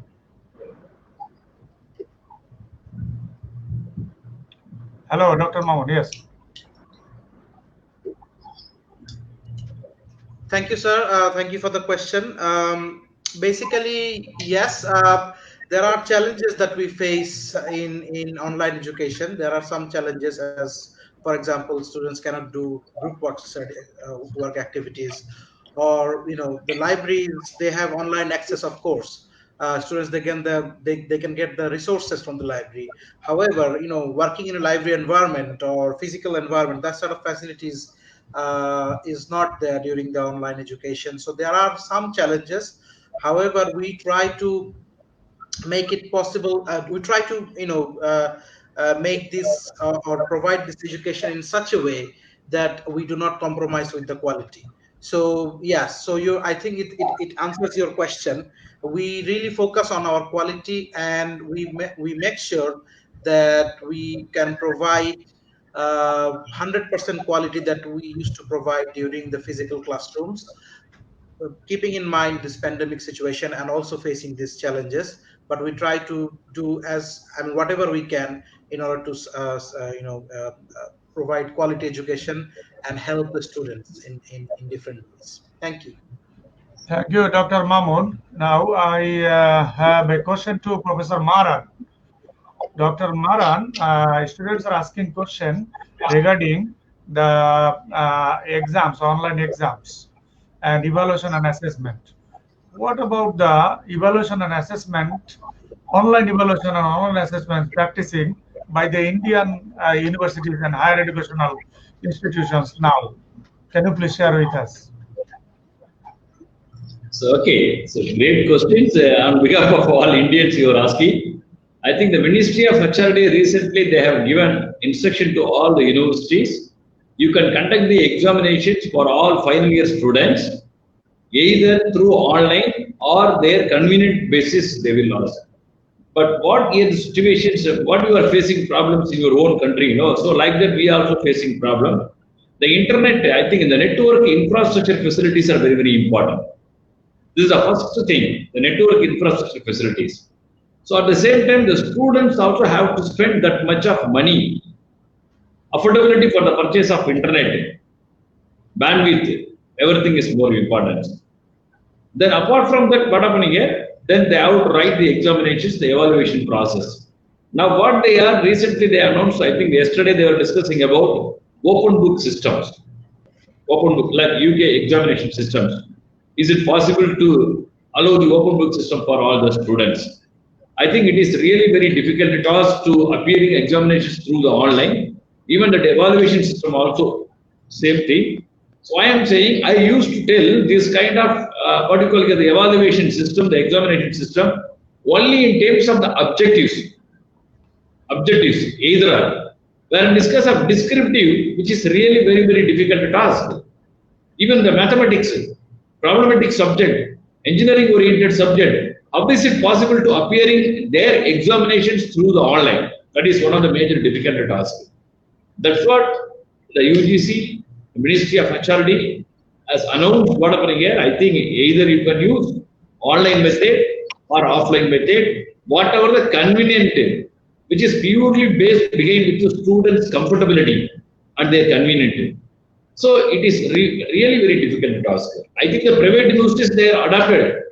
Why? Because the private universities, I think their students' affordability is there and they are ready to invest in anything. They are ready to accept it. Where in this case of government-based university, rural-based areas, which is really very, very difficult task. That's why the HRD flexing the system, flexible system is there. According to their community, you have to conduct and submit the marks. Unless otherwise, they won't give. But the state government, every states, they are announcing their own systems. There is no examinations. You can declare the degree, awarding the degrees. So this is the conditions now. But online examinations, the descriptive answer, which is not possible. Only objectives. I am saying, when you are appearing the examinations, before you are reaching your home, that result will be reached through your WhatsApp, social media, or message, SMS, like that. So that kind of possibilities are always there. But the descriptive wise, mathematical wise, problematic wise, diagram wise, pictorial wise, which is really very, very tough in your online systems. This is my perception. Thank you. Thank you very much, Professor Maran, for giving the answer of this question. Now I would like to draw the attention of Professor Dr. Arhan. Through our discussions, it came out that for the newly graduated students who are facing unemployment problem right now, because employers are not interested at all to recruit any graduate to their companies. So under these situations, what do you think? What about the Nepali context? How this problem can be overcome? And what will be your suggestion to the new graduate students of the higher educational institutions? Professor Dr. Arhan. Yes, sir. Thank you for the question. Actually, it is a concern of all the academia and academic leaders here, not only in this part of the world, but probably the whole world, I believe. Yeah, of course, there is, of course, a big challenge. But I feel, and I hope all would also agree with me, this pandemic situation and the ensuing crisis will remain not for years and years or decades and decades, but of course it is short. So once the worst is over, things would. Yes, if as I mentioned earlier during my presentation also, if one door closes, so many other doors open. So that means, of course, we have right now we have faced a terrible problem that the humankind has gone through for the first time in the history, of course, but it will be short-lived. And if this situation, this crisis has happen, then it would open up more and more doors. So if we have lost jobs in the conventional industries or conventional areas, of course, newer and newer avenues would open that will absorb more graduates. But of course, we have to develop our graduates in what the industries in future would require. For example, we might focus on some analytical and numerical skills, more on analytical and numerical skills, and also ICT and digital skills, social skills, instead of manual skills or occupation specific knowledge only. So if we are able to do that, of course, it will result in a better situation tomorrow also. And as far as Nepal's situation is concerned, job losses have been reported, but of course there are opportunities is galore also, I believe. So the industries which do not thrive right now can develop in the future in this difficult situation. So that means once the crisis is here, now it will open up new avenues for more industries. For example, now home-based industries, I mean the industries that can really deliver services from home office, this type of industry can grow. I mean, outsourcing industries can grow. That means these are the new areas, new industries that can absorb more graduates in future. So as we work together, of course, I emphasize also on collaboration, governmental level, in intergovernmental level, inter-organizational level. If the collaboration is there, of course, we work together and explore new ways to address this labor or job specific problems. So I think I have answered your question. I wonder if I answered the question. Thank you. Thanks, Professor Dr. Arhan. So, Professor Salazar, would you like to add something with Yes. Dr. Arhan regarding this unemployment issue of the new graduates? Dr. Zohur.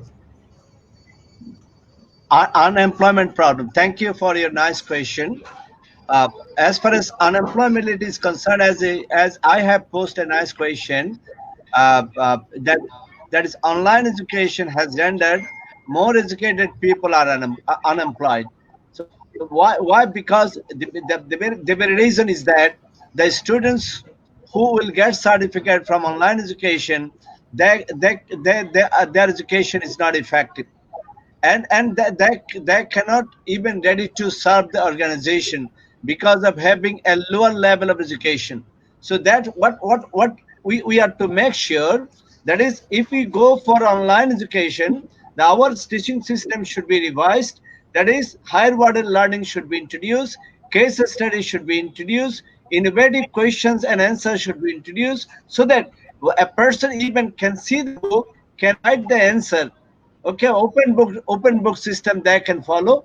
There is no harm, but here their moral hazard can be reduced. So to increase the employability, effective education should be ensured through enforcing, through injecting higher order of learning. Only then employability would increase. The most important problem, the educated people are just facing in getting the job, that is, the entrepreneurs or the organizations who are going to employ them, they just interview them. If they find nothing practical they have been, and they cannot share even, therefore they're not appointing them. So sometimes they tell that, okay, the students from this university are restricted, unless from this university we are going to entertain.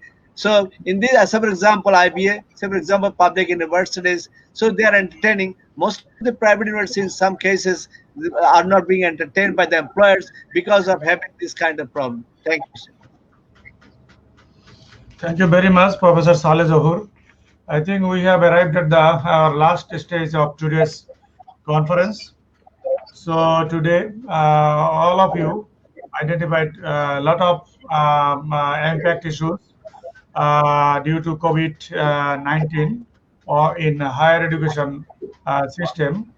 in the world, specifically USA, UK, India, Nepal, and Bangladesh. And this problem, in fact, immediately started with communication problem with the staff and the students. And of course, it was an enrollment problem. Or most of the universities enrollment is now at the zero level. Not not no no not no many not no more no students are coming to admit almost. And of course, in for the private universities or institutions, there is a negative impact, financial impact, and it is very difficult to overcome this negative financial impact in a shortest possible time. And international students' mobility also is a problem.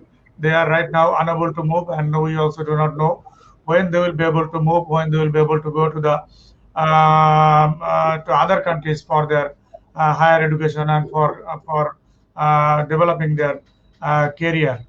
And of course, the research activities of the institutions, higher educational institutions, are highly affected by this COVID-19 pandemic. And you mentioned that quality of education. I think some of the universities and some of the universities of some countries have already set standard quality education online in online teaching learning method. But most of the universities of the world, they could not yet standardized this online quality education system. And research shows that the increasing inequality among the higher educational institutions. In these pandemic situations, all the universities are not equally running properly like before. So maybe at one time there will be the difference between the universities. Some universities will go forward, some universities will lag behind. And Dr. Arhan correctly said these problems are mainly related to the system generated problem. That means the IT system, and these are also related to humanware and of course the software. And Dr. Sabur Khan correctly said, as he is the entrepreneur in educational sector, also the chairman of Daffodil International University. He also correctly said and he perceived that this is a problem, no doubt. This has negative impact, no doubt, but it has got positive side. It has created opportunity for us to learn latest technology, to learn information and communication technology. Dr. Maran correctly answered that yes, digital grading systems create obstacles for us, and our faculty members are not very much equipped with this soft or digital learning systems. And the mindset, students' mindset, also he mentioned that it is also another obstacle for this online education system. So that to from come out from this situation, he suggested that government should come forward and entrepreneurial teaching is important. Dr. Mazhar, he mentioned that yes, there are some financial impact on the specifically on the private institutions, higher education institutions. Although some of the institutions, some of the universities are used to with this online teaching learning method. However, in this pandemic situation, most of the universities are adopting hybrid system, and successfully they are adopting hybrid system, and they are perhaps adopted the fair and acceptable assessment and evaluation system in United States. Even though the foreign students are unable to move to go to United States for their higher education. And Dr. Saleh Zahur, he mentioned that it is very difficult in Bangladesh to cover all the educational sector under this online or digital education system. Specifically, an example like madrasa education system, perhaps they have a problem with these connections and digital online system. So basically through this online education system we are providing lower order learning, rather we are unable to provide higher order learning because of these constraints. You also mentioned that the doubt about the evaluation and the fairness in evaluation, that is still there in the mind of the guardians, even the students and even the faculty members, whether the evaluation they are doing, is it fair or is it acceptable to them or not. And Dr. Mamun very specifically identified specific areas, challenging areas concerning the academics or academia, students and organization, that means the universities. He mentioned one point I would like to mention here, that he focused on the final year students who are highly affected by this COVID-19, because they are unable to get job, because there are no employers coming to recruit them.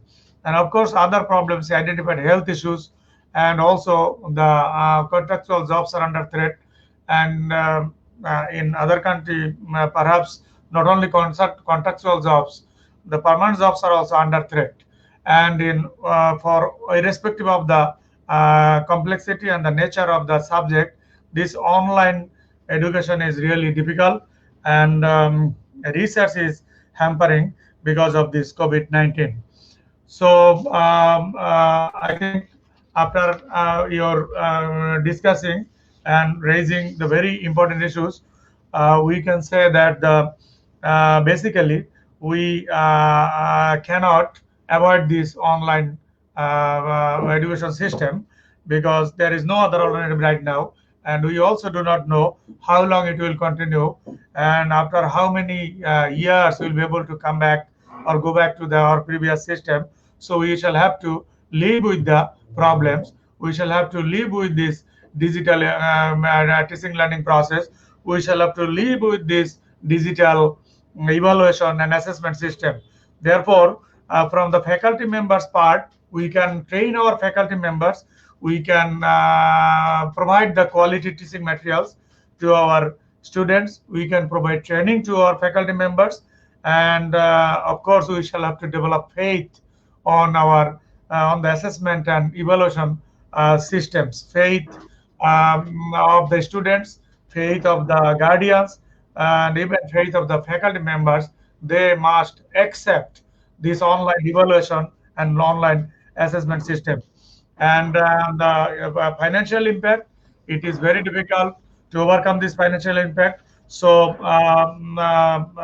policymakers want to say that if the government can come forward side by side, then these private institutions or private higher educational institutions may overcome their financial problem, which was caused due to this COVID-19 pandemic. So, dear colleagues and resource persons, distinguished resource person, it was really an excellent discussions tonight, and I would like to extend my cordial thanks and heartiest thanks to all of you for joining us tonight and giving your valuable thoughts and presenting your context to the participants, to the students, to the employers, to the stakeholders of higher education institutions of the world. So, dear colleagues, with this, I would like to stop here, and I would like to request Mr. MD Saiful Islam to give the vote of thanks to our distinguished discussants and colleagues. Thank you. Saiful. Yes, sir. Vote of thanks. Thank you, sir. Thank you so much. First of all, I would like to extend my cordial thanks to all of our world-renowned resource persons from Women Abroad for their unconditional cooperation and presence in this program on a virtual platform. Thank you so much to all of you, our resource person. And now I would say something, few words to our today's convener. Not a single event can be performed by without a leader. It was a great opportunity for me to perform under the guidance of Professor Dr. Nazrul Islam convener International Web Conference 2020. His efforts were marvelous and embarked a new dimension in the field of our education field. Thank you, sir. Thank you again for your cooperation. Now, I would like to few words to our today's patron organization, to our professional academia for their continuous support to make this event unforgettable and for adding glory in the history of Bangladesh, to add one more feather in the field of education in the global issues. Now, it's our closing session. Closing, dear audience, with this, we conclude here with remarkable and memorable International Web Conference 2020. We promise you all that in the next web conference, we will enter in the field with some more innovative ideas to nourish your mind, inshallah. On behalf of Professional Peer Academia, I promise you that this may be the end of today's session, but undoubtedly this is a new beginning. Thank you. Thank you so much for your enthusiastic presence in this conference. Thank you so much to all of our resource person, convener, and our viewers. Thank you so much. And end of our today's session. Thank you.